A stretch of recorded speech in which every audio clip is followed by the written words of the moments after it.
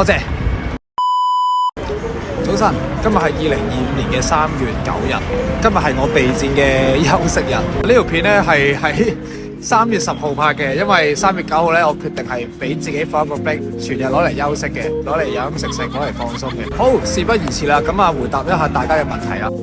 有嘅，但係一張門票係9200蚊，咁亦都設有網上直播，可以去培生嗰度，俾350蚊就有現場嘅直播睇啦。咁好多人都問下，咁我一次過答大家啦。咁我對手係黃偉聰，佢係泰拳嘅 B 組冠軍，同埋有相當豐富嘅跆拳道經驗。佢嘅綽號係鬼步，咁到底我可唔可以單挑贏呢個鬼步呢？咁就要拭目以待啦。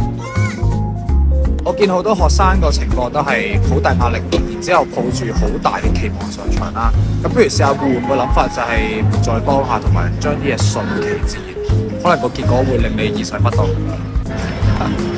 好多謝你啊！咁咧識我嘅人都知咧，其實我樂觀嘅，我係好悲觀嘅。但係面對挫折咧，我會將佢變成一種常態咯。因為呢啲嘢佢要發生咧，佢始終都會發生。咁我當佢變咗做常態嘅時候，就容易啲接受。當你真係中意呢樣嘢，你咪容易啲行得更加遠咯。打緊比賽咧係講唔到嘢，因為講嘢就會俾人打。講笑。與其話佢講啲咩，不如我講我嘅信心喺邊度嚟啦。咁我係對我嘅拳館教練同埋 teammate 係好有信心，亦都我好相信自己練習，因為我每次練習都會放1000、2000% 落去做。如果我去到呢個練習量我都會輸嘅話呢，咁我會接受嘅，因為我已經盡咗我最大努力，我問心無愧。去到盡呢，咁個信心自然就有啦。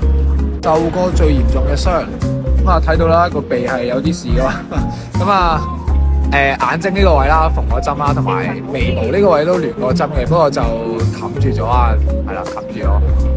但係唔通辛苦嘅時候攞嚟講咩？我呢度係 respect 所有需要減重嘅運動員。最大嘅得着係俾到信心同埋誠實咁面對到自己。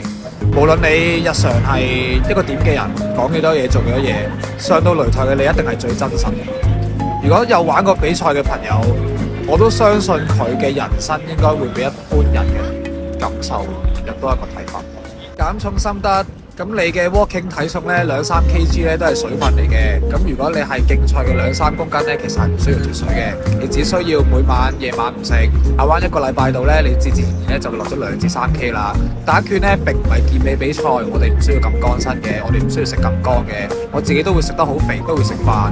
我只不過係將個晚餐 cut，下彎一個禮拜度咧，你自然你屙下屎啊屙下尿咧，一個禮拜就冇咗2至3公斤。如果需要再多啲，焗汗衫最好係早2日先練着，因為你仲要練習，你要狀態嘅。30歲學拳，你要多啲耐性，因為如果受咗傷呢，你係 recover 會比後生仔慢，同埋我哋冇後生咁多時間。如果你真係熱愛呢個運動呢，更加唔可以受傷，循序漸進，俾啲耐性。多謝你我嘅拳館，同我哋一齊練習，然後一齊變強。